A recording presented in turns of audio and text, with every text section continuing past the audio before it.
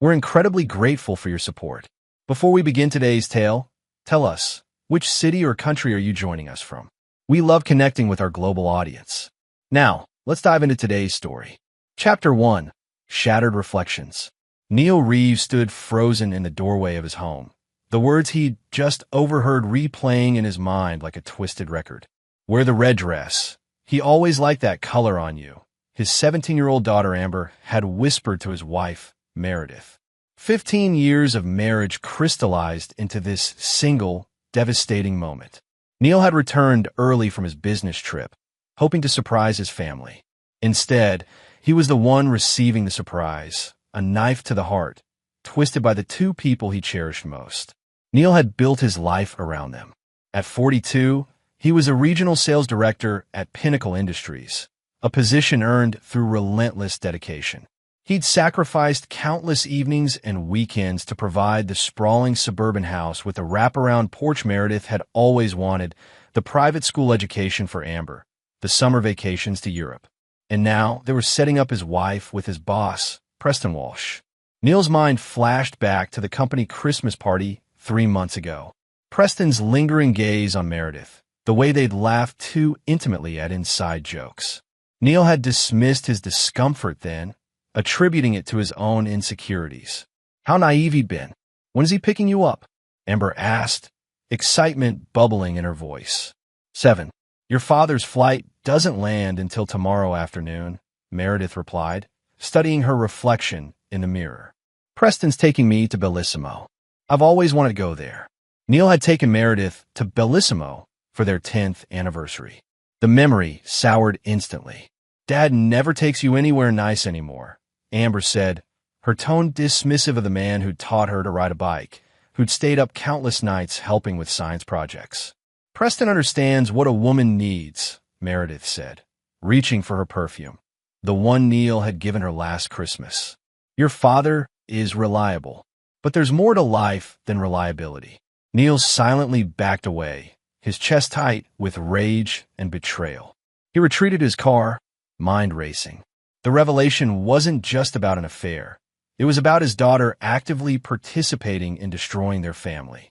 As Neil drove aimlessly through the streets of Oak Ridge, the town he'd called home for a decade, his phone buzzed with a text from Preston. Looking forward to our strategy meeting Monday. Good work on the Donovan account. Strategy meeting.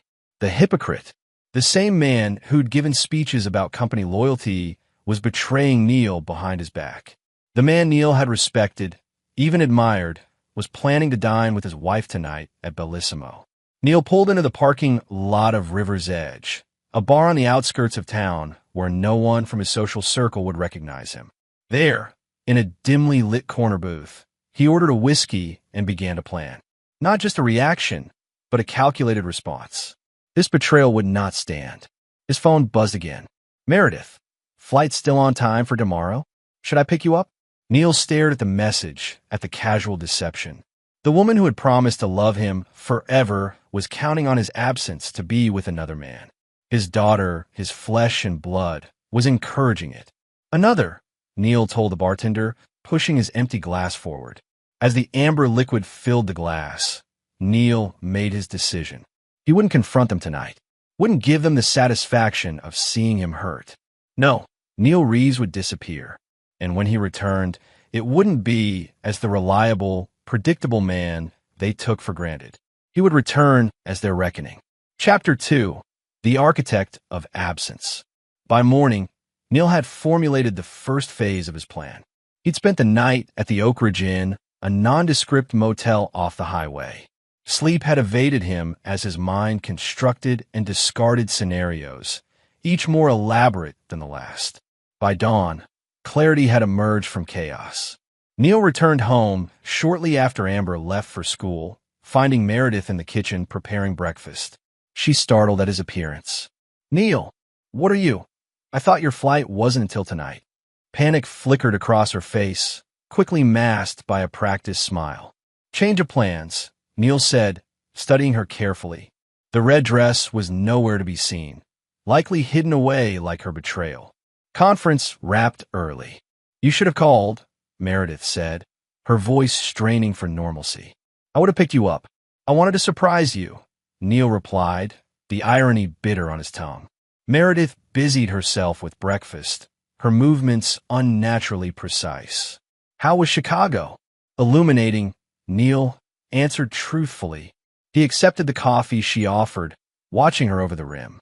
15 years together, and he was seeing her for the first time, the slight tremor in her hands, the way she avoided his eyes. How was your evening? Quiet, she lied smoothly. Just stayed in with Amber. Watched a movie. Neil nodded, allowing the lie to settle between them. I need to go into the office today. Something came up with the Donovan account. Relief visibly washed over Meredith. Of course. Will you be home for dinner? Don't count on it, Neil said, finishing his coffee. At Pinnacle Industries, Neil moved with purpose. First to HR, where he submitted his resignation, effective immediately. The HR director, Bonnie Taylor, couldn't hide her shock. 2 weeks' notice is standard, Mr. Reeves, she stammered. I'm aware, Neil replied, sliding an envelope across her desk. Inside you'll find documentation of all my current projects and contact information for my clients.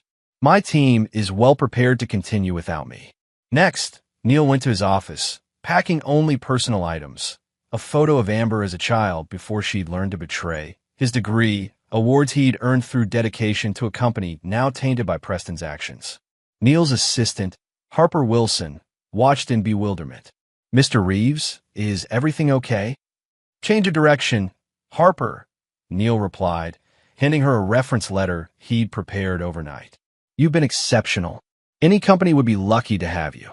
His final stop was the office of Samuel Bennett, Pinnacle's CFO and Neil's closest ally in the company. Samuel's face grew grave as Neil explained his departure. A sanitized version, professional and vague. This is about Preston, isn't it? Samuel asked, closing his office door. Neil paused. What makes you say that? Samuel sighed, removing his glasses. The board meeting last month. Preston pushed hard against your promotion. Said you weren't executive material. I fought for you, but Preston gets what Preston wants. Neil finished, pieces falling into place. His boss hadn't just coveted his wife. He'd actively sabotaged Neil's career. Where will you go? Samuel asked. I have opportunities, Neil said vaguely. Keep in touch, Samuel. The business world is smaller than we think. By noon, Neil had cleared out his office, said his goodbyes, and walked away from 15 years of career building. He drove directly to Oak Ridge First National, where he withdrew a significant portion of their savings, enough to sustain him, not enough to alert Meredith immediately. Neil's final stop was at the office of Vincent Mercer, an attorney known for his ruthless approach to divorce. Vincent's reputation preceded him. He didn't just win cases, he decimated opponents.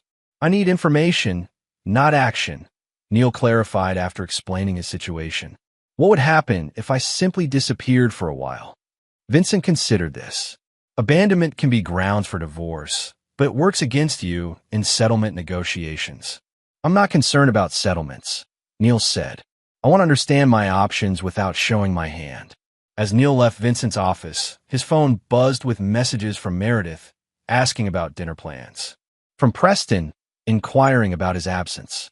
Both acting as if their duplicity wasn't ripping apart the fabric of Neil's existence. Neil texted Meredith, work emergency. Don't wait up. To Preston, personal matter. We'll discuss Monday. Neither deserved more than that. Back at the Oak Ridge Inn, Neil booked a room for another night and began researching destinations. Not vacation spots, but places to reset, to transform. Places where Neil Reeves, the reliable husband and dedicated employee, could die, and someone else could emerge from the ashes. Chapter 3, Vanishing Point. Saturday morning arrived with a torrential downpour that matched Neil's mood. He'd spent the night reviewing financial statements, property deeds, insurance policies, mapping the interconnected details of his life with Meredith.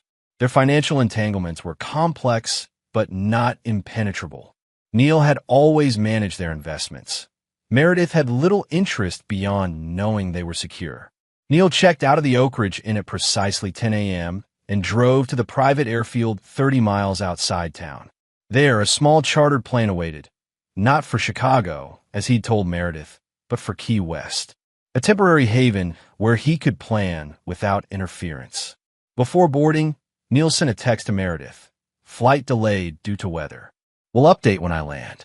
His next call was to Lucas Murray, his college roommate turned cybersecurity specialist. Their friendship had endured despite infrequent contact, sustained by a bond forged in their youth. I need to become a ghost, Neil explained after brief pleasantries. Not permanently, but enough to move freely for a while. Lucas didn't ask why. Their friendship had always included an unspoken agreement. Support first, questions later. I can help with digital tracks. The rest is on you. By the time Neil's plane took off, Lucas had begun the process of obscuring Neil's digital footprint, not erasing it, which would raise flags, but muddying it enough to create confusion. During the flight, Neil received a call from Amber. He hesitated before answering, steeling himself against the affection he still felt for his daughter, despite her betrayal. Dad? Mom's freaking out because you're not answering her texts, Amber said, her voice carrying the casual dismissiveness of adolescence. I'm busy, Amber, Neil replied coolly. Tell your mother I'll call when I can. Whatever, Amber sighed. When are you coming home? Preston's coming over for dinner tonight, and Mom's making a big deal about you two finally getting to know each other outside work. The audacity stunned Neil into momentary silence. Preston at his dinner table, in his home, while he was supposedly away. Dad, are you there? Tell your mother I'll be delayed. Neil finally managed, his voice controlled despite the rage building inside him. Business complications. After landing in Key West, Neil checked into an anonymous beachfront rental under a name provided by Lucas. The small house offered privacy and a view of the ocean that should have been calming, but only reflected the turbulence within him. Neil spent the next 3 days in planning. He created spreadsheets detailing assets, compiled evidence of his contributions to their marriage, and most importantly, crafted the architecture of his disappearance. Not a permanent vanishing. That would be surrender, but a strategic retreat to gather strength for the battle ahead. On Wednesday, Neil called Meredith. Where have you been? She demanded, her voice a mix of anger and what sounded like genuine concern. It's been days, Neil. Amber and I have been worried sick. I doubt that, Neil replied, his tone measured. I've decided to take some time away. What are you talking about? You have responsibilities here, like hosting Preston for dinner at our home. Neil interrupted. I resigned from Pinnacle on Monday. I'm sure Preston has already replaced me. Silence stretched between them. When Meredith spoke again, her voice had changed, became guarded. Neil, whatever you think is happening.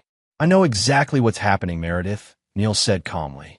I've known since I heard you and Amber discussing which dress would most appeal to Preston. Another silence, heavier this time. You were supposed to be in Chicago, Meredith finally said, as if his presence had been the transgression. And you were supposed to be my wife, Neil countered. We all face disappointments. Where are you? Meredith asked, her tone shifting to placating. Come home, Neil. We can talk about this like adults. I'm not coming home, Neil stated firmly. Not now, not soon. I've withdrawn enough money to sustain me. The rest remains in our accounts for household expenses. I've arranged for my portion of the bills to be paid automatically.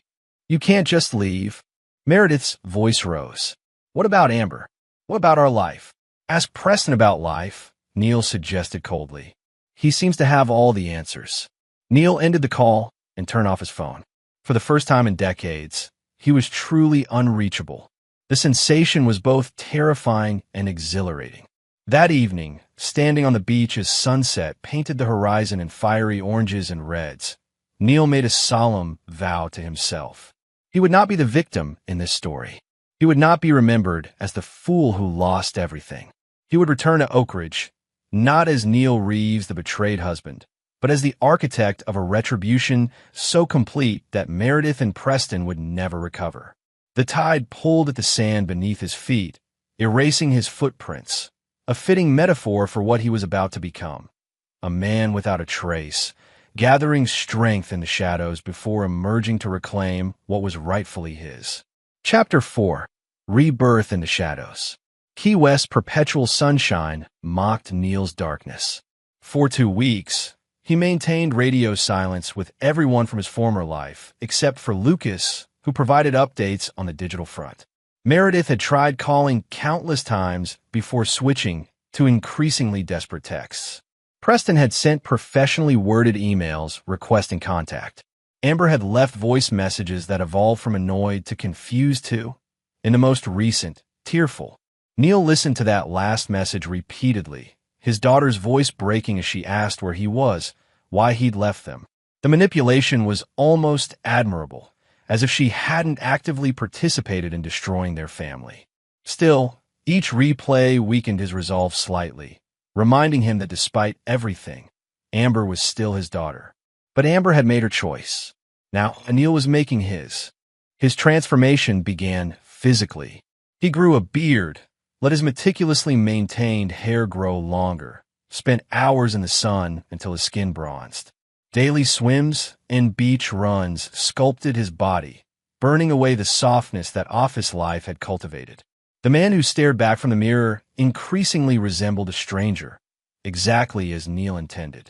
3 weeks into his exile, Neil received an unexpected call from Samuel Bennett, his former colleague at Pinnacle.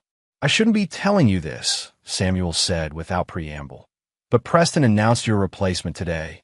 Tessa Wilcox from the Atlanta office." "Tessa's qualified," Neil acknowledged. "Good choice." "That's not all," Samuel continued. "Preston's been systematically dismantling your client relationships, telling everyone you had a breakdown, that you're undergoing psychiatric treatment." Neil's grip tightened on the phone. "Interesting approach." "There's more." Samuel's voice lowered conspiratorially. "The Donovan account. Preston's claiming credit for the strategy you developed. The board's considering him for CEO when Phillips retires next year, largely based on the success of his Donovan campaign." The information settled into Neil like lead weights. Preston wasn't just taking his wife.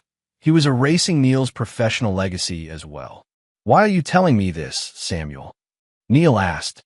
"Because it's wrong," Samuel replied simply, "and because I think you're planning something. Whatever it is, I want in."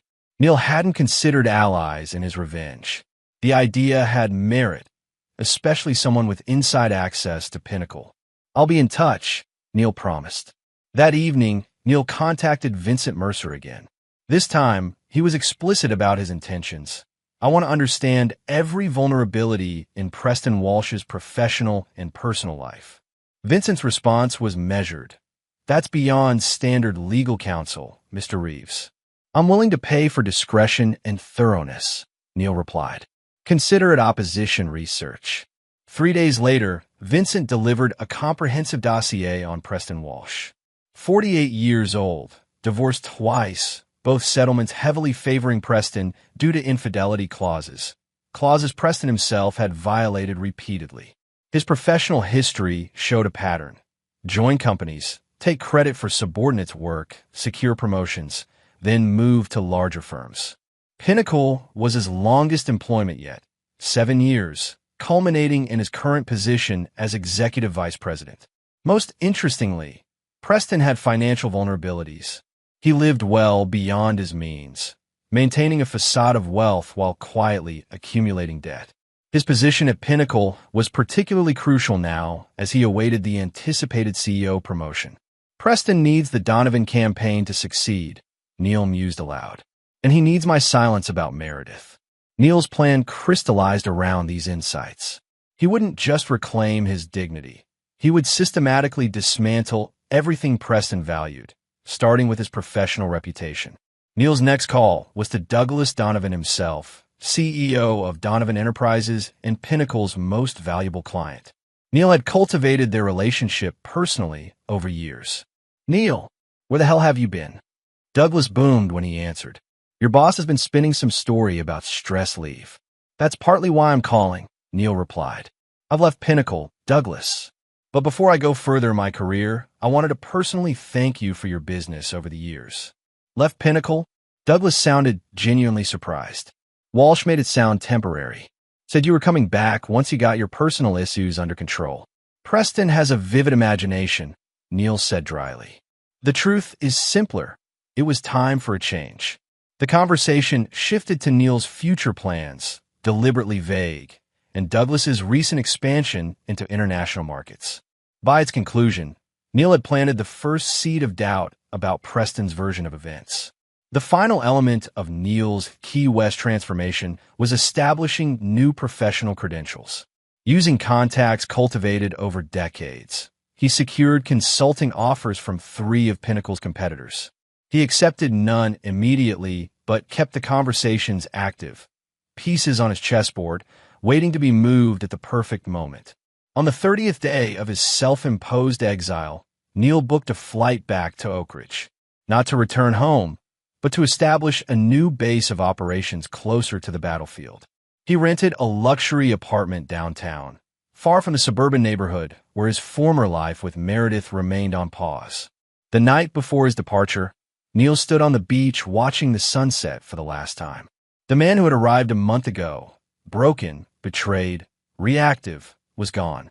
In his place stood someone more dangerous, a man with nothing to lose and everything to reclaim. His phone buzzed with a text from Lucas. All systems ready. Your digital footprint now shows consistent activity in Chicago, as discussed. Neil smiled. Meredith and Preston believed he was hiding, licking his wounds in another city. They had no idea he was about to resurface in their backyard, a shark circling its prey. Chapter 5. The Countermove. Meredith Reeves slammed her phone down in frustration after another call went straight to Neil's voicemail. 6 weeks since he'd vanished, leaving her scrambling to explain his absence to their friends, to Amber's school, to their families.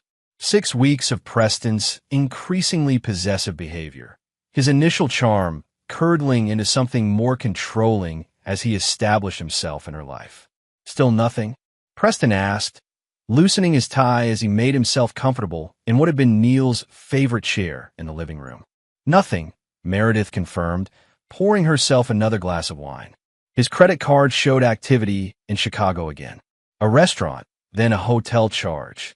He's not coming back, Meredith, Preston said with a finality that was meant to be comforting but felt oddly threatening. You need to accept that and move forward. With me. Meredith nodded absently, her thoughts tangled. When she'd begun flirting with Preston months ago, it had been harmless, a response to Neil's emotional distance, his constant focus on work. Preston had been attentive, made her feel desired again. But that was supposed to be a fantasy, not this complicated reality. I'm filing the abandonment papers next week, Preston continued, checking his watch. My attorney says it's a clear case. Neil walked away from his responsibilities. The courts will see that. Abandonment, Meredith repeated, the word bitter in her mouth. This wasn't how her story with Neil was supposed to end. Despite everything, she had never truly believed he would just disappear. The front door opened and closed, Amber's footsteps followed by a heavy silence as she noticed Preston in the living room. Again, Mr. Walsh, Amber acknowledged coldly. Her initial enthusiasm for the relationship had evaporated as the reality of Neil's absence settled in. Recently, she'd begun blaming Meredith, accusing her of driving Neil away. Amber, Preston nodded back. How was school? Any word from Dad? Amber asked Meredith, ignoring Preston's question.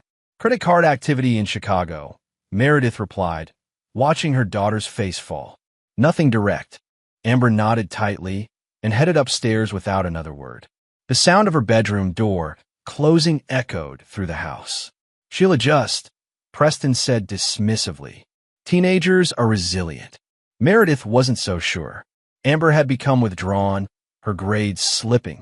The school counselor had suggested therapy to help her process what she perceived as abandonment by her father. I need to speak with Douglas Donovan tomorrow, Preston said, changing the subject. The campaign launch is next week, and he's been oddly distant lately, questioning elements of the strategy. I thought everything was approved months ago, Meredith replied, genuinely concerned. The Donovan campaign was Preston's ticket to the CEO position, his obsession for the past year. It was, Preston frowned. Something's changed. I just need to reassure him that everything's on track despite Neil's departure. As Preston outlined his plans for the Donovan meeting, Meredith found her attention drifting. She glanced at the family photo on the mantel, Neil, herself, and Amber at the lake last summer, all smiling. Had Neil been happy then, or already distant? Had she missed the signs of his unhappiness, or simply chosen to ignore them in favor of Preston's flattery? The doorbell interrupted her reverie. Meredith froze, irrationally hoping it might be Neil, finally returning. Preston moved to answer it, assuming the authority of the household in a way that suddenly irritated her. "I've got it," Meredith said sharply, rising to open the door. A courier stood on the porch, holding an envelope. Delivery from Meredith Reeves. The envelope contained divorce papers. Not abandonment proceedings as Preston had suggested, but a straightforward, no-fault divorce filing from Neil. The documents were meticulous, detailing an equitable split of assets that favored Meredith slightly. Neil was waiving alimony claims and requesting minimal visitation with Amber. "He's making it easy," Preston said, reading over her shoulder. "This is good, Meredith. Clean break." But attached to the filing was a personal note in Neil's handwriting. "This isn't the ending I wanted for us, but it's the one you chose. Tell Amber I love her, regardless of her role in this. As for Preston, I hope he's worth everything you're losing." The words hit Meredith like physical blows. Neil knew, had known before he left. And still, his divorce terms were fair, even generous. It wasn't the action of a man having a breakdown. It was calculated, controlled. Preston took the papers from her trembling hands. "I'll have my attorney review these tomorrow. Don't worry about a thing." Later that night, after Preston had left and Amber was asleep, Meredith poured another glass of wine and reread Neil's note.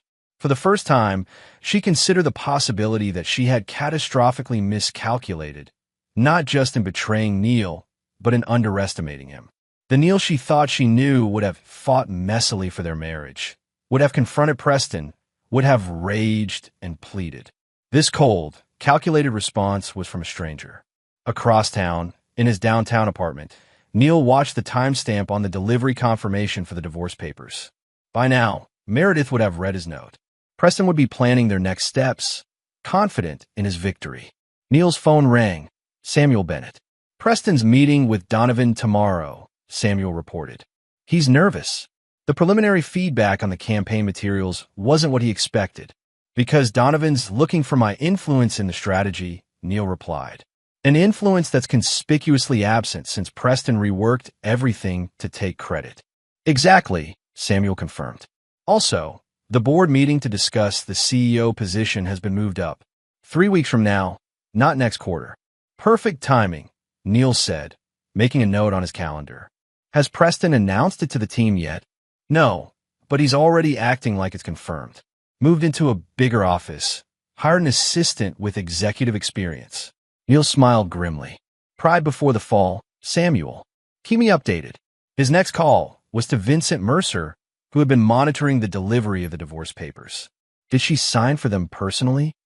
"Yes," Vincent confirmed. "And the timing was as you requested. Walsh was present." "Good," Neil replied.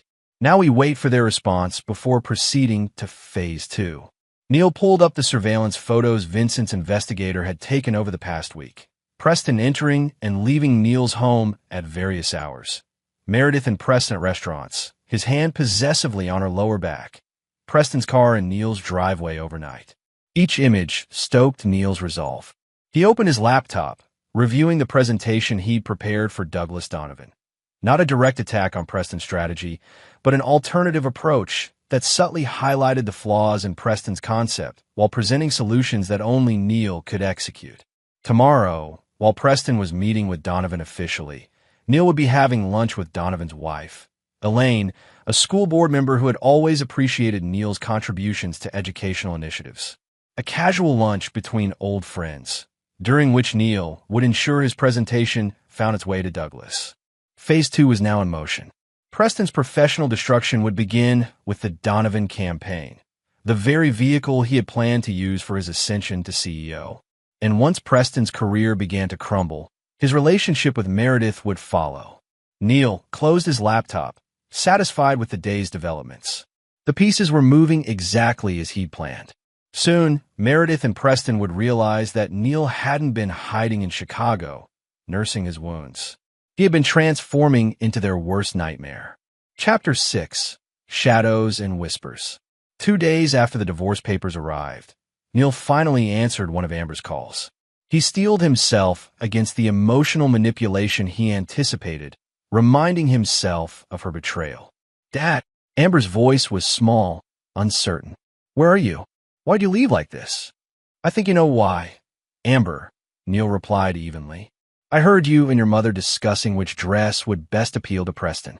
Silence stretched between them, then a shaky breath. I didn't know Mom was actually going to." "Don't," Neil interrupted. "I heard everything. Your encouragement, your dismissal of me. Dad never takes you anywhere nice anymore. Remember that. I was just trying to make Mom happy." Amber's voice cracked. "She's been so sad, and you were always working in... And that justifies betrayal?" Neil asked. "Teaching your mother how to deceive me more effectively?" "No," Amber whispered. "I'm sorry, Dad. I didn't think. That's evident." Neil cut in. "Actions have consequences, Amber, even well-intentioned ones." After a pause, Amber asked, "Are you coming home?" "That's not my home anymore," Neil answered. "Your mother made her choice. You supported that choice. Now we all live with the consequences." "But the divorce papers, they say you don't even want to see me." Amber's voice broke fully now. Neil closed his eyes, fighting against the parental instinct to comfort her. "I thought that's what you wanted. A clean break so Preston could step in as your new father figure." "I don't want Preston," Amber shouted suddenly. "I hate him. He's controlling Mom, criticizing everything I do. He's not you, Dad." The revelation should have been satisfying, but Neil found only a hollow ache where triumph should have been. "I'll consider amending the visitation schedule," he finally said. "But I need time, Amber. You broke my trust in a fundamental way." After ending the call, Neil sat motionless, processing. Amber's distress seemed genuine, her dislike of Preston unexpected. It was the first variable in his plan that didn't align with his predictions. He put the thought aside as his phone rang again. Douglas Donovan. "Neil, we need to talk," Douglas said without preamble. "That presentation you sent Elaine, it addresses exactly the concerns I've been having about Walsh's approach." "I thought it might," Neil replied, satisfaction replacing his earlier disquiet. "Preston has a tendency to prioritize flash over substance." "He's meeting with my team tomorrow to address concerns," Douglas continued. "But between us, I'm considering pulling the campaign entirely if he can't provide better solutions." "That would be unfortunate for Pinnacle," Neil said carefully. "And for Preston personally, given his CEO aspirations." Douglas's interest was palpable. "CEO aspirations? Phillips isn't retiring for years." "Actually, the board meeting to discuss succession is in 3 weeks," Neil revealed. "Preston's considered the frontrunner, largely due to the projected success of your campaign." "Son of a bitch," Douglas muttered. "He's been rushing this campaign to secure a promotion, not because it's what's best for Donovan Enterprises." "I couldn't possibly comment on Preston's motivations," Neil said diplomatically. "Would you consider coming back to Pinnacle?"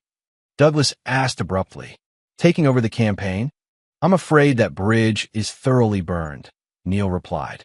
"But I'm establishing my own consulting firm.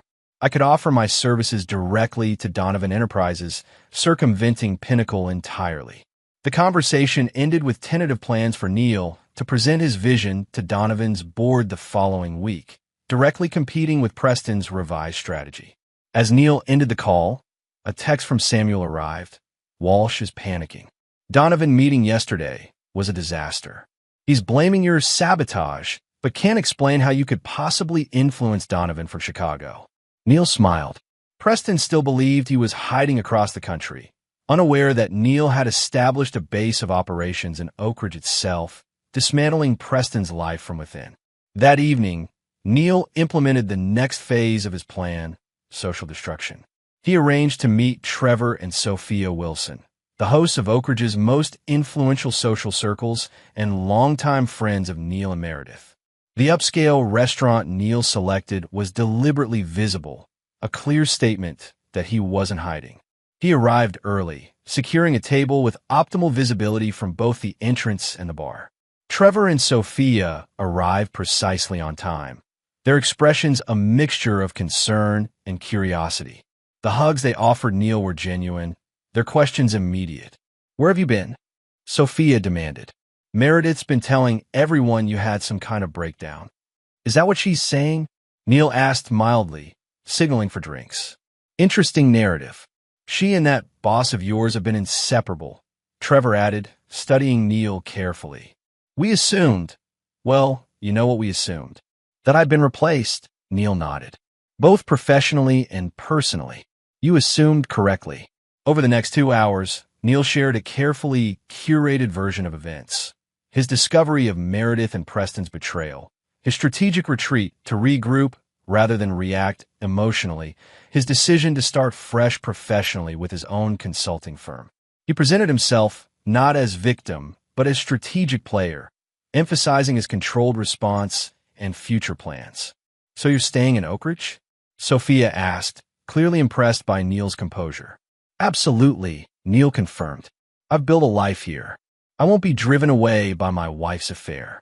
By dessert, Trevor and Sophia were fully aligned with Neil's perspective, their loyalty shifting palpably. Neil knew that by morning, their influential social network would be buzzing with his version of events, painting Meredith not as the wronged wife abandoned by an unstable husband, but as the unfaithful spouse who drove away a good man.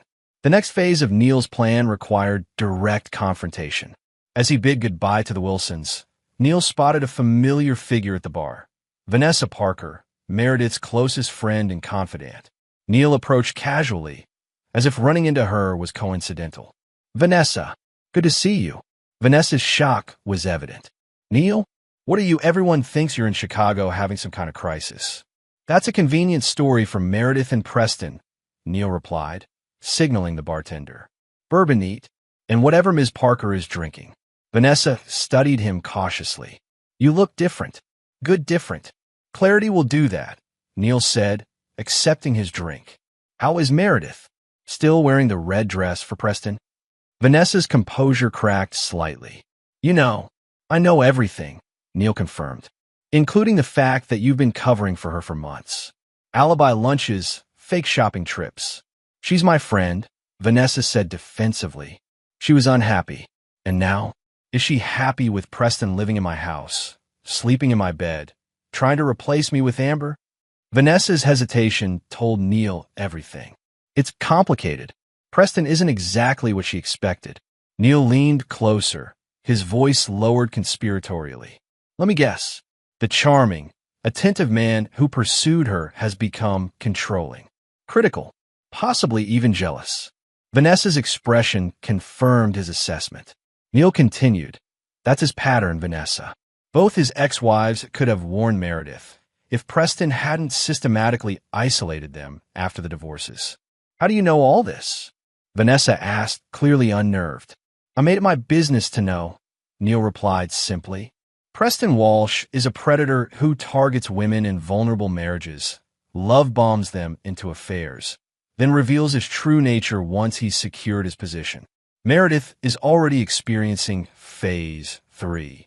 Neil finished his bourbon and stood to leave. "Tell Meredith I'm not in Chicago having a breakdown. I'm right here in Oak Ridge, watching Preston systematically destroy everything I built, including her happiness. The question is, when she finally realizes who Preston really is, will there be anything left of her life to salvage?" As Neil walked away, he knew Vanessa would relay every word to Meredith. The seed of doubt was planted. Combined with Preston's inevitable professional collapse following the Donovan disaster, that seed would grow into panic.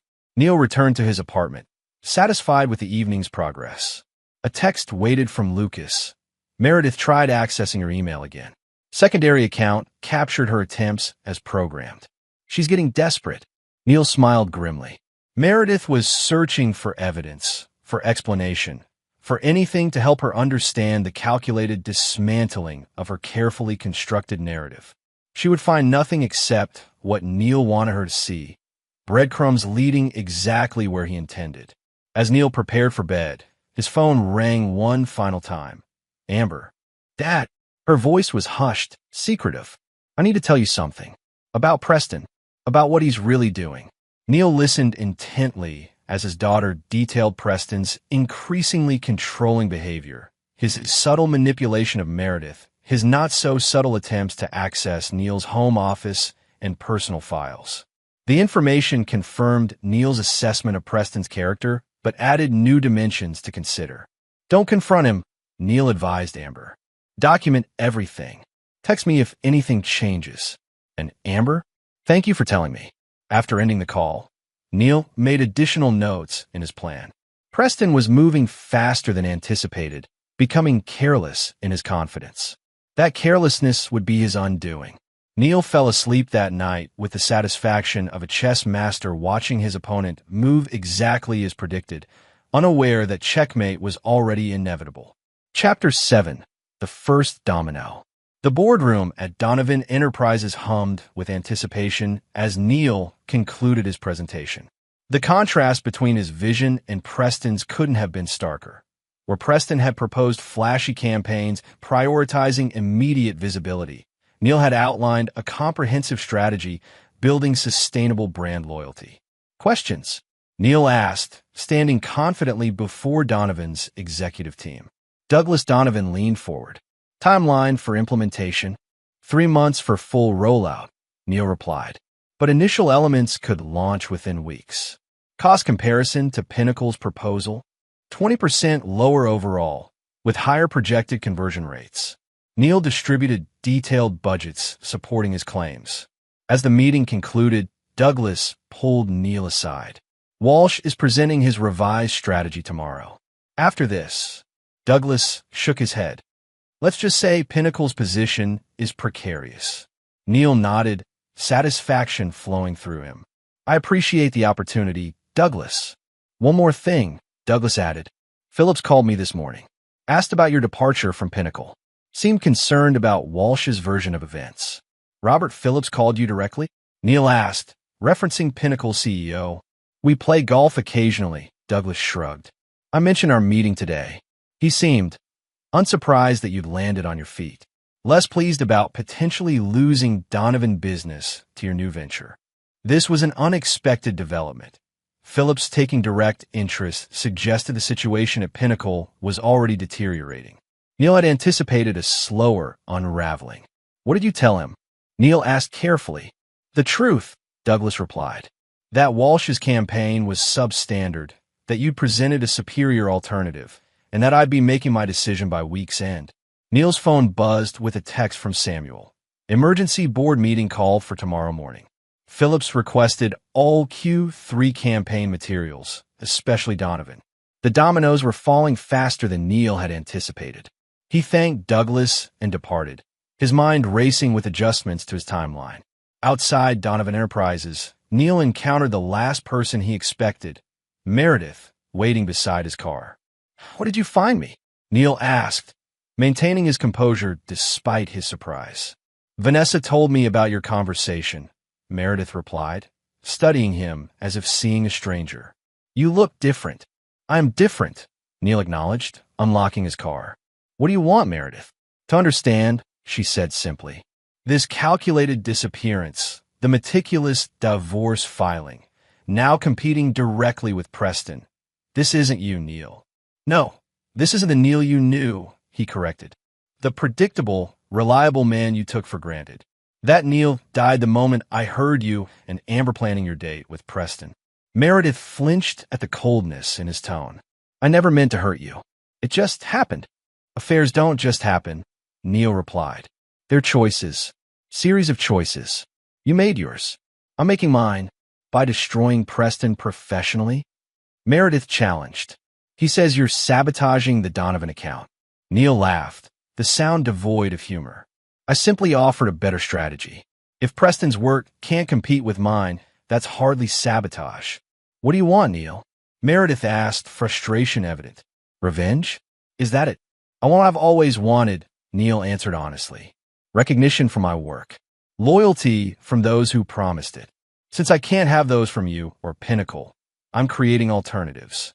And Amber, Meredith asked, her voice softening. She misses you desperately.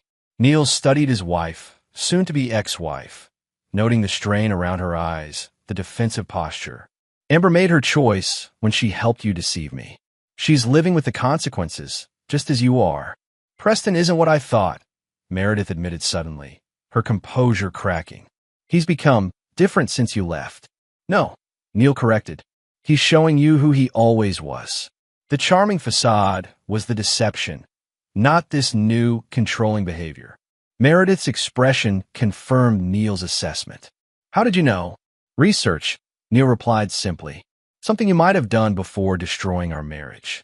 As Neil moved to enter his car, Meredith placed a hand on his arm. The divorce papers, they're fair. More than fair. Why? Because I'm not the villain in this story, Meredith, Neil answered. I never was. Remember that in the coming weeks. With that cryptic warning, Neil drove away, leaving Meredith staring after him. In his rearview mirror, he watched her pull out her phone, undoubtedly calling Preston. Good. Let Preston know that Neil wasn't hiding, wasn't broken, but executing a plan that would soon engulf them both. Neil's next stop was a meeting with Robert Phillips himself, arranged hastily after a surprising call from Phillips's assistant. They met at the Oak Ridge Golf Club, neutral territory away from Pinnacle's offices. Phillips was waiting on the terrace, his usual confident demeanor subdued. Neil, thank you for meeting me on such short notice. Of course, Robert, Neil replied, settling into the chair across from his former CEO. Though I must admit, I'm curious about the invitation. Phillips sighed heavily. I'm going to be direct. The Donovan account represents 30% of Pinnacle's annual revenue. Douglas tells me he's strongly considering moving that business to your new consultancy. Douglas values results, Neil said neutrally. My strategy better serves his needs. Walsh claims you stole proprietary information, that your proposal builds on work you developed at Pinnacle. Neil smiled thinly. I developed the original Donovan strategy, yes. Preston modified it after my departure, poorly, according to Douglas. My new proposal shares no elements with either version. Vincent Mercer has documentation confirming this if legal concerns arise. Phillips studied Neil carefully. This isn't just business for you, is it? This is about Walsh. About your wife. Ex-wife. Soon enough, Neil corrected. And no, this isn't personal. This is professional recalibration. Preston took credit for my work for years while actively undermining my advancement. Now he's facing the consequences of his mediocrity without my contributions to elevate him. He's being considered for COO, not CEO as he believes, Phillips revealed unexpectedly. Though after the Donovan situation, even that's in question. This information required Neil to reassess. Preston's position was already more precarious than he'd realized. What are you proposing, Robert? Neil asked directly. A compromise, Phillips replied. Return to Pinnacle as Chief Strategy Officer, reporting directly to me. Complete autonomy over your team and projects. Walsh remains in sales, but loses the Donovan account. It returns to you. The offer was tempting, vindication, promotion, Preston's effective demotion. But it fell short of Neil's ultimate goal. And if I decline? Neil asked. Then we become competitors, Phillips said simply. You take Donovan, possibly others. Pinnacle suffers. Walsh suffers more specifically. His advancement would be impossible after such a loss. Neil considered the options carefully. I need time to consider. The board meets tomorrow, Phillips reminded him. I need your answer by tonight. As Phillips departed, Neil received a text from Amber. Preston's freaking out. Yelling at Mom about you sabotaging him. He broke a vase. I'm scared, Dad. The message was accompanied by a video. Preston raging in Neil's former living room, gesturing wildly as he accused Meredith of undermining him by meeting with Neil. In the background, Meredith's fearful attempts to calm him only fueled his anger. Neil watched the video twice, then called Amber immediately. Are you safe? Yeah, Amber whispered. I'm in my room. Mom told me to lock the door. Has he been violent before?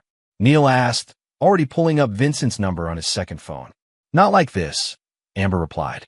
Usually it's just yelling, criticizing Mom, telling her she's lucky he's still around after everything. But today it's worse. He's Stay in your room, Neil instructed. If anything escalates, call 911 immediately, then me. Understand? After ensuring Amber was secure, Neil called Vincent. I need an emergency restraining order. Preston Walsh. Evidence of threatening behavior toward my daughter. Vincent's response was immediate. Send the video. I'll have papers filed within the hour. Where are you now? Heading home, Neil replied, the words slipping out unconsciously. Not his apartment. Home, where his daughter was afraid, where his soon-to-be ex-wife was facing the consequences of her choices in a more immediate way than Neil had intended. Neil's plan had been calculated destruction of Preston's career, his reputation, his relationship with Meredith. He hadn't anticipated physical danger to Amber. That changed everything. As Neil drove toward his former home, his phone rang. Samuel. Preston just left Pinnacle, Samuel reported urgently. He's unhinged, Neil, accusing everyone of conspiring against him. He knows about your meeting with Phillips. I'm handling it, Neil assured him. How did he seem when he left? Dangerous, Samuel replied without hesitation. Security almost intervened. Talk around the office is that he's finished regardless of tomorrow's board decision. Neil ended the call as he turned onto his former street. Preston's car was still in the driveway. No sign of movement from the house. Neil parked at a neighbor's home. The Fosters were away on vacation and approached cautiously, triggering the remote access to the home security system he'd maintained despite moving out. Camera feeds appeared on his phone. Preston pacing in the kitchen, gesticulating as he spoke to Meredith, who stood rigid against the counter. No sign of physical violence yet, but Preston's body language signaled escalating agitation. Neil texted Amber, I'm outside. Police and lawyer have been called. Stay put. Her reply was immediate. Hurry, Dad. He's getting worse. Neil approached the front door, decision made.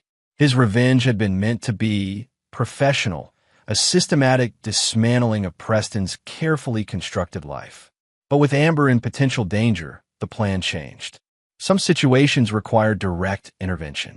Neil rang the doorbell, positioning himself carefully out of view of the peephole. Footsteps approached. Preston's heavy tread, not Meredith's lighter step. The door swung open.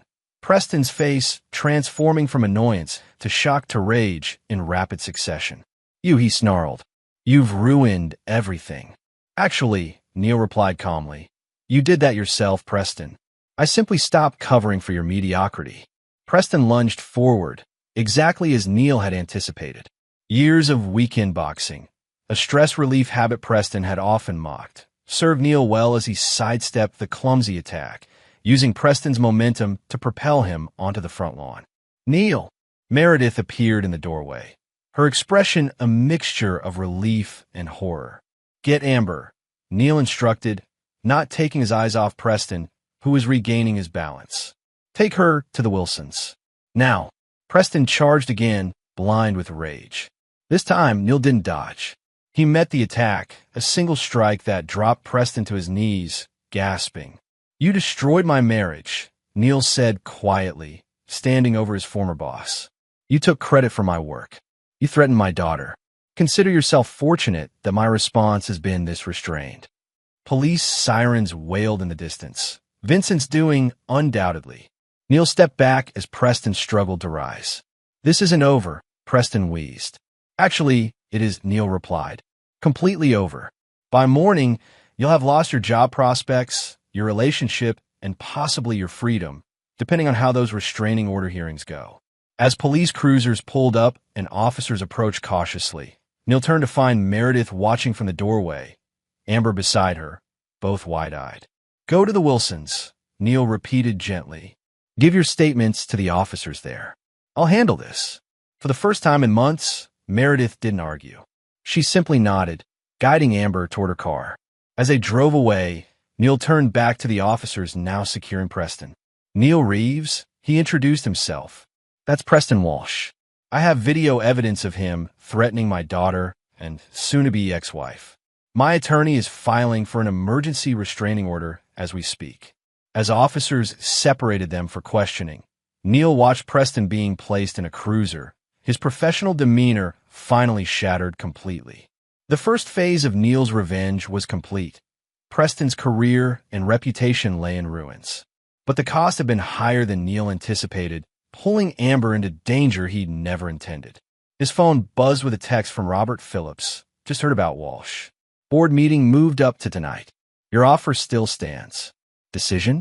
Neil looked at the house he'd once shared with Meredith and Amber, at the police now documenting the scene, at Preston glaring hatefully from the back of a police cruiser. His carefully orchestrated revenge had accelerated beyond his control, transforming into something messier, but perhaps more honest than his original plan. He texted back, I decline. Donovan is just the first account I'll be taking with me. Phillips's response was immediate. Your choice. Walsh is finished regardless. Good luck, Neil. As Neil gave his statement to the officers, he realized his revenge had succeeded beyond his expectations, but not in the way he'd planned. The true victory wasn't in destroying Preston professionally or exposing Meredith's affair. It was in rediscovering his own strength, in breaking free from the boundaries that had defined him for so long. The Neil Reeves who had stood frozen in the doorway, devastated by betrayal, was gone. In his place stood a man who had faced darkness, both external and internal, and emerged stronger, more defined, more authentic than before. Chapter 8. Ashes and Embers. The following week unfolded like a series of aftershocks following an earthquake. Preston Walsh was released on bail, immediately served with a restraining order preventing him from contacting Meredith, Amber, or Neil. Pinnacle Industries announced his resignation the same day, though industry insiders referred to it as a termination. By week's end, Neil's new consultancy, Phoenix Strategy Group, had secured not only the Donovan account, but 2 other former Pinnacle clients as well. Neil leased office space downtown, hired a small team of talented strategists overlooked by Pinnacle, and established himself as a formidable competitor in the market. The professional resurrection was complete. The personal reconciliation remained complicated. Amber had texted daily since the confrontation, her messages evolving from fearful gratitude to tentative questions about their relationship. Neil had responded carefully, maintaining boundaries while acknowledging her efforts to reconnect. Meredith had been more direct. The morning after Preston's arrest, she appeared at Neil's apartment, composed but clearly shaken. Thank you, she said simply when he opened the door. For coming when Amber called. For stopping him. Neil nodded, maintaining emotional distance despite the familiar scent of her perfume. Amber's safety is non-negotiable, no matter what's happened between us. The divorce papers, Meredith said hesitantly. I haven't signed them yet. Why? Neil asked, genuinely curious. Preston's gone, but so is our marriage. Because I made a terrible mistake, Meredith admitted, her composure cracking. I was flattered by Preston's attention, felt valued in ways I hadn't with you in years. But it wasn't real. None of it was real. That doesn't change what happened, Neil replied steadily. You betrayed me. Amber helped you. Those actions had consequences. I know, Meredith whispered. I need to know if there's any possibility, any chance at all, that you could forgive me. That we could try again somehow. Neil studied the woman he'd loved for nearly half his life. The anger that had fueled his initial disappearance had transmuted into something colder, more distant. Not hate. He realized with mild surprise that he no longer hated Meredith, but an absence where love had once resided. I don't know, he answered honestly. I'm not the same person I was before. I don't want the same things. What do you want, Neil? Meredith asked, tears threatening. Time, he replied after consideration. Space to discover who I am now, who you are beyond the affair, who we might be, separately or together. It wasn't forgiveness, not yet, but it was something Meredith clearly hadn't expected, the possibility of a future conversation, if not reconciliation. Now, a week later, Neil sat in his new office overlooking downtown Oak Ridge, considering his next steps. The revenge that had consumed him for months had been executed, its targets appropriately devastated. Yet the victory felt hollow, incomplete. Not because he desired more punishment for Meredith and Preston, but because he had yet to fully determine what he wanted beyond retribution.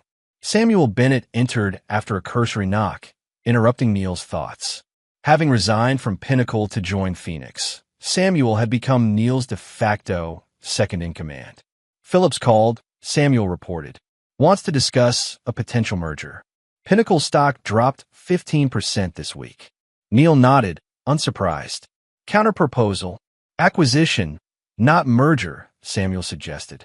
We value their client portfolio and some key personnel, but the leadership needs complete restructuring. Draft terms, Neil approved. Include retention bonuses for their strategy team, but executive replacements across the board. As Samuel departed, Neil's phone rang. Vincent Mercer. Preston Walsh accepted a plea deal. Vincent reported without preamble. Misdemeanor charges, probation, mandatory anger management, and permanent restraining orders for both Meredith and Amber. Professional repercussions? Neil asked. Significant, Vincent confirmed. The arrest and plea make him essentially unhireable at his previous level. Several executive recruitment firms have already removed him from their candidate pools. After ending the call, Neil leaned back in his chair, contemplating the developments. Preston Walsh had been neutralized professionally and personally, his predatory pattern interrupted before it could progress to its usual conclusion. Meredith was facing the consequences of her choices, but showing genuine remorse. Amber was working to rebuild trust, attending therapy to process the upheaval of recent months. Neil's revenge was complete. The question now was what to build from the ashes. His phone buzzed with a text from Amber. Dad, can we talk? In person? Neil hesitated before replying. Dinner tonight? 7 p.m. at Giovanni's. Her response was immediate. Thank you. See you then.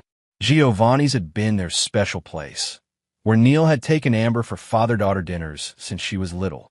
The choice was deliberate, a small opening in the wall he'd constructed around his heart. That evening, Neil arrived early, securing their usual corner booth. Amber entered precisely at 7, her expression a mixture of hope and uncertainty. She'd lost weight, Neil noted, and something of her youthful exuberance had dimmed. Dad, she greeted him cautiously. Amber, Neil replied, standing to receive her awkward hug before they both sat. After ordering margarita pizza to share their tradition, Amber spoke quietly. I need to explain. About Preston, about what happened. Neil nodded, allowing her the space to continue. Mom was unhappy, Amber began. For months before, everything. She tried talking to you about feeling disconnected, but you were always working, always focused elsewhere. Neil started to defend himself, but stopped, recognizing the partial truth in her words. He had been distant, consumed by career advancement. Preston noticed. Amber continued. He paid attention to her, complimented her, made her feel valued. I thought. She paused, collecting herself. I thought he genuinely cared about her. About us, maybe. I encouraged it because Mom seemed happy again. And the red dress?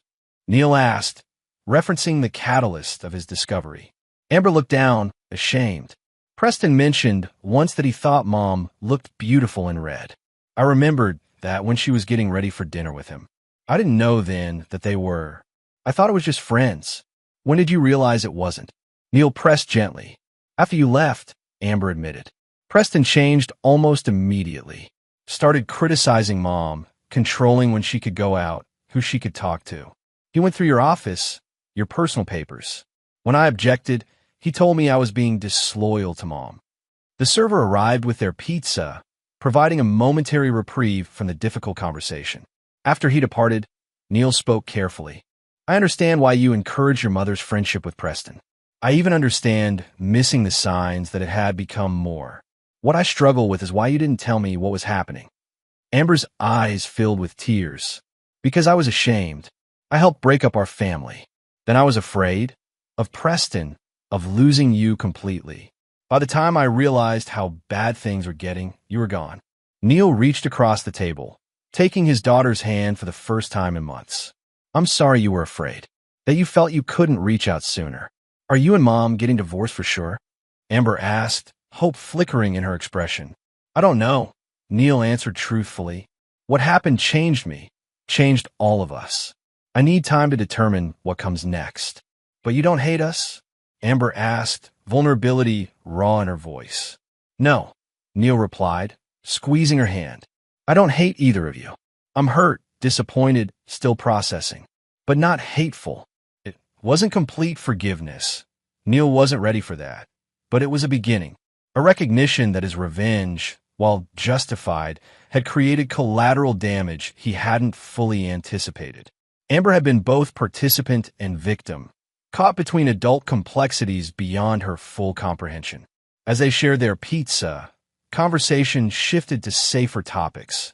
Amber's college applications, Neil's new company, the therapy they were both pursuing separately. The evening ended with another hug, this one less awkward, more genuine. "I miss you, Dad," Amber whispered as they parted. "I miss you too," Neil admitted, the truth of it surprising him. "We'll figure this out, one step at a time." Later that night, in his downtown apartment, Neil received a text from Meredith. "Amber told me about dinner. Thank you for giving her that space. Would you consider meeting with me too? No pressure for reconciliation, just conversation." Neil stared at the message, weighing his response. The revenge that had driven him for months was complete. Preston was professionally ruined, legally constrained, socially ostracized. Meredith had experienced the consequences of her betrayal. The public humiliation, the fear of Preston's true nature revealed, the potential loss of her family. What remained now was the question of what Neil truly wanted for his future. Not reaction, not retribution, but purposeful choice. He typed his reply, Sunday, coffee at Riverside Park, 10 a.m.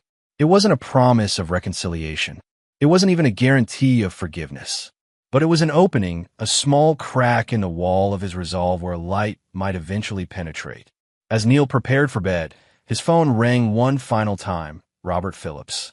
"I've reviewed your acquisition proposal," Phillips said without preamble. "The board has counteroffered. Not what you asked for, but close." "Send it over," Neil replied. "I'll review it tomorrow." "One more thing," Phillips added.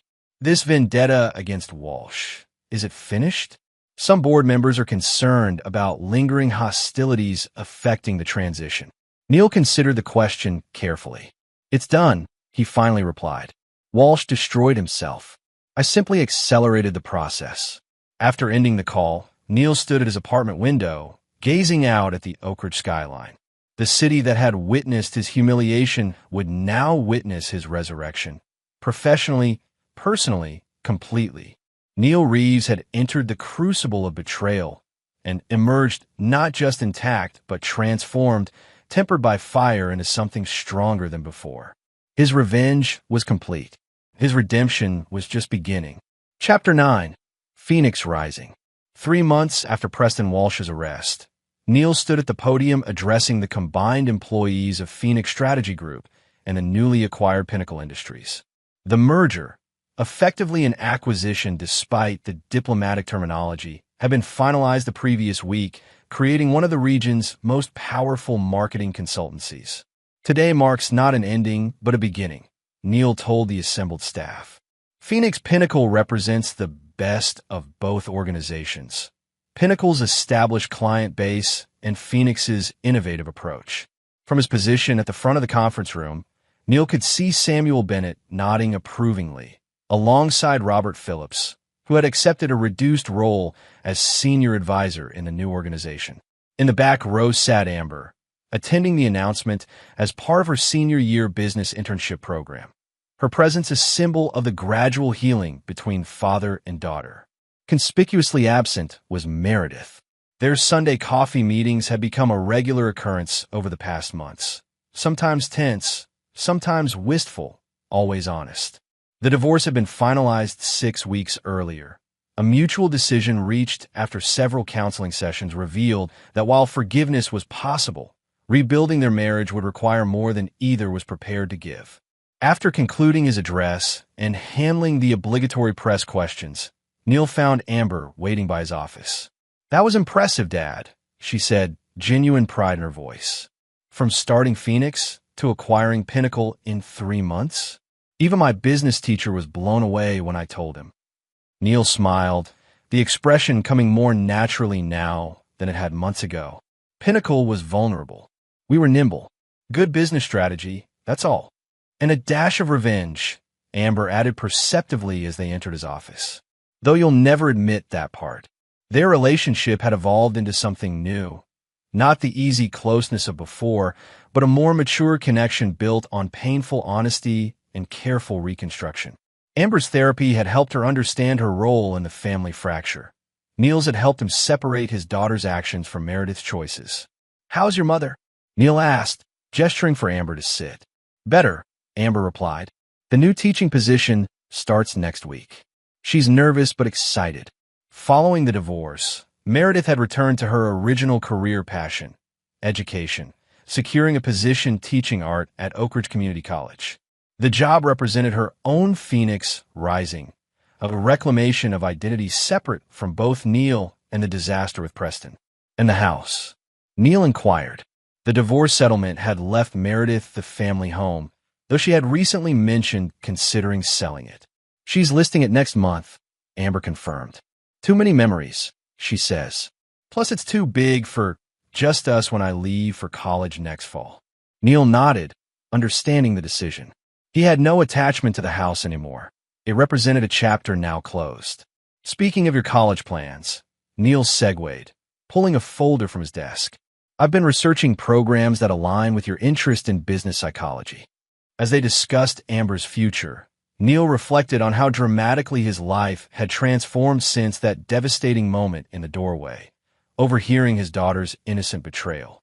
The revenge that had consumed him had ultimately led to professional triumph. Phoenix Pinnacle was more successful than either company had been separately, but the personal landscape remained permanently altered. After Amber departed for her afternoon classes, Neil received an unexpected visitor, Vanessa Parker, Meredith's friend. "Neil," she greeted him, uncomfortable but determined. "Do you have a moment?" "Vanessa," Neil acknowledged, gesturing to the chair Amber had vacated. "What can I do for you?"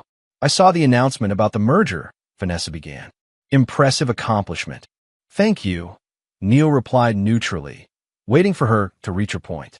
Vanessa shifted, clearly struggling with whatever had brought her to his office. "I owe you an apology," she finally said. "For my role in Meredith's indiscretion, for facilitating their meetings, covering for her."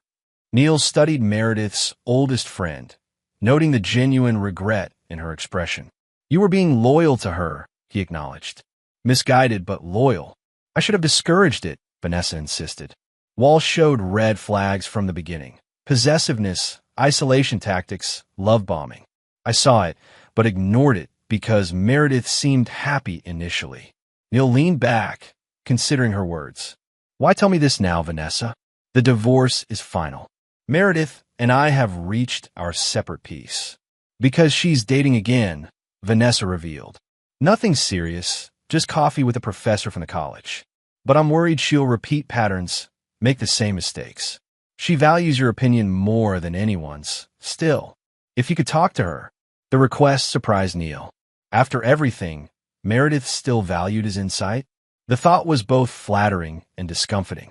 "I'll consider it," Neil finally replied, not committing further. After Vanessa left, Neil turned to the floor-to-ceiling windows of his corner office, gazing out at the city where his destruction and rebirth had played out so publicly. 3 months ago, he had been consumed by revenge, focused solely on destroying Preston Walsh and punishing Meredith. Now, with those objectives accomplished, Neil found himself facing an unexpected emotion, concern for his ex-wife's well-being. That evening, Neil called Meredith, not their scheduled Sunday conversation, but a spontaneous reaching out that surprised them both. "Is everything okay?" Meredith asked immediately, worry evident in her voice. "Is Amber?" "Amber's fine," Neil assured her. "I just wanted to check in. Vanessa mentioned you're seeing someone." The silence that followed was charged with unspoken complexities. "It was one coffee," Meredith finally replied. "Colin teaches literature at the college. Nothing serious." "That's not." Neil paused, collecting his thoughts. "I'm not checking up on you, Meredith. You're free to date whoever you want." "Then why the call?" she asked, confusion evident. Neil considered his motivation, surprised to discover it was genuine concern rather than possessiveness or lingering resentment. After everything with Preston, I just want to make sure you're being careful. Taking things slowly. Another silence, this one softer. I am, Meredith finally said. Therapy has helped me understand why I was vulnerable to someone like Preston. Why I was looking for that I wasn't getting a home. The implied criticism might once have triggered defensiveness in Neil. Now, he recognized the truth in it. We both made mistakes, he acknowledged. Different kinds, different magnitudes, but still. Are you happy, Neil? Meredith asked suddenly. With how everything turned out, the question deserved honest reflection. Neil thought about Phoenix Pinnacle's success, his reconnection with Amber, the newfound respect he'd earned in the business community. But happiness? That remained elusive. I'm content, he finally answered. Fulfilled professionally. Healing personally. Happiness seems like a high bar at this point. For what it's worth, Meredith said softly, I'm proud of what you've accomplished. Not the way it happened, but the result. You become more yourself, somehow. The man I always knew you could be, just not in the way either of us expected. The comment was surprisingly insightful, touching on something Neil had felt but not articulated. The betrayal had forced him to reclaim parts of himself that had been subordinated to career advancement, to suburban conformity, to the predictable patterns of their marriage. Thank you, Neil replied, genuinely appreciative of her perception. I should let you go. I just wanted to. He trailed off, uncertain how to explain an impulse he didn't fully understand himself. I know, Meredith said. Sunday coffee still on? Of course, Neil confirmed before ending the call. Later that night, unable to sleep, Neil found himself driving through Oak Ridge, eventually parking outside Bellissimo, the restaurant where Preston had taken Meredith that fateful night, the first domino in the cascade that had transformed all their lives. Neil had never been inside since that discovery, avoiding it as a symbol of their broken marriage. Tonight, on impulse, he entered and requested a table, observing the elegant decor that had once impressed Meredith.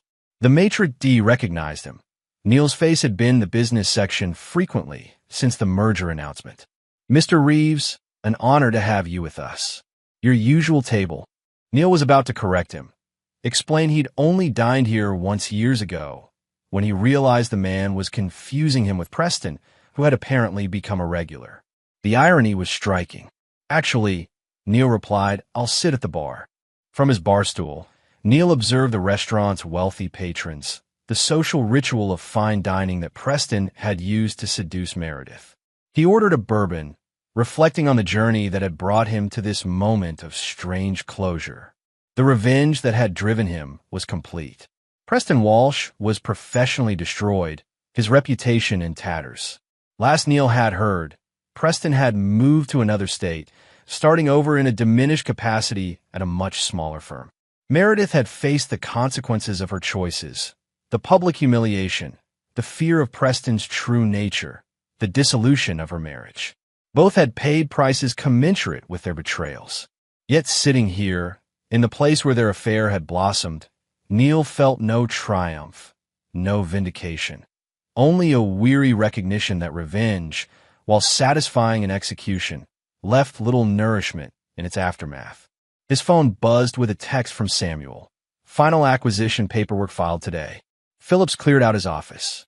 It's officially Phoenix Pinnacle now. Neil read the message, acknowledging the milestone it represented. The professional revenge was complete. He had not only recovered from Preston's attempt to destroy his career, but had surpassed his former position, now controlling the very company that had once discarded him. As Neil finished his bourbon, another text arrived, this one from Amber.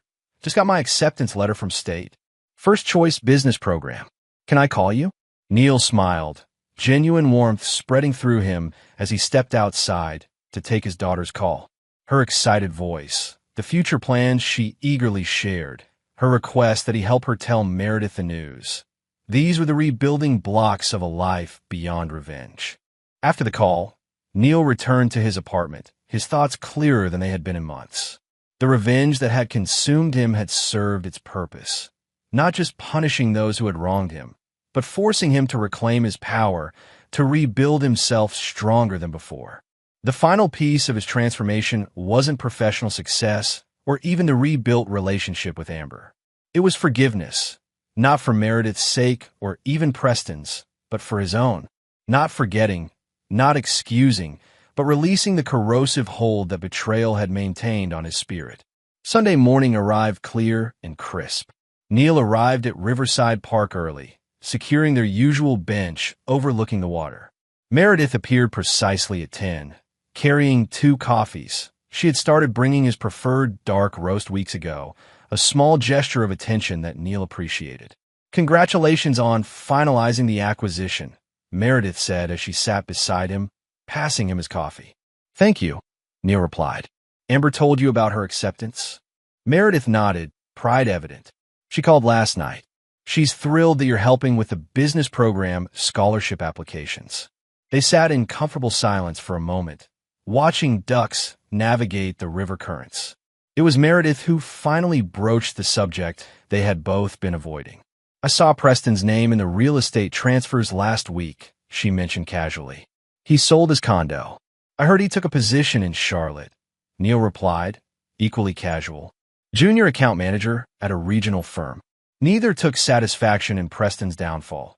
It was simply information to be acknowledged, part of the closing of that chapter. "Do you ever wonder," Meredith asked hesitantly, "what would have happened if you hadn't overheard Amber and me that day? If you had confronted us directly instead of everything that followed?" Neil considered the question seriously. "I would have been devastated either way," he finally answered. "But I wouldn't have discovered what I was capable of, professionally or personally. It was never just about revenge, Meredith. It was about reclaiming myself." Meredith nodded, understanding dawning in her expression. "You're different now. Stronger. More authentically Neil." "We're all different," Neil acknowledged. "You, me, Amber. What happened changed us fundamentally." "For the better?" Meredith asked, vulnerability evident in the question. Neil thought about Phoenix Pinnacle's success, his deepening relationship with Amber, the self-knowledge he'd gained through therapy. Even his relationship with Meredith had evolved into something more honest, if not romantic. "For the different," he finally replied. "Better in some ways, harder in others. But yes, ultimately better." As they continued their conversation, discussing Amber's college plans, Meredith's teaching position, the house she was selling, Neil realized that the revenge that had once consumed his every waking thought had transformed into something unexpected, a path to genuine healing. The Neil Reeves who had stood frozen in that doorway, devastated by betrayal, was gone. The man who had executed a plan of professional and personal retribution was likewise fading. In their place stood someone new, a man who had faced darkness, both external and within himself, and emerged not untouched but unbroken. Not a victim, not an avenger. Simply Neil, authentic, resilient, finally ready to build rather than destroy. When Meredith departed with a casual wave rather than their former awkward goodbye, Neil remained on the bench, contemplating the river's constant flow, always changing, always the same. A fitting metaphor for his transformation. His phone buzzed with a text from Samuel. Monday leadership meeting agenda prepared. First official day as Phoenix Pinnacle. New beginning. Neil smiled at the phrase. New beginning. From the ashes of betrayal and the fires of revenge, something unexpected had emerged.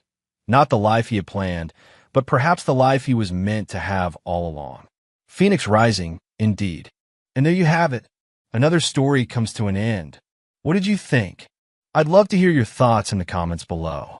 If you enjoy this story, consider joining our community by subscribing. It means the world to us. For more stories like this one, check out the recommended videos on screen. And I'll see you there.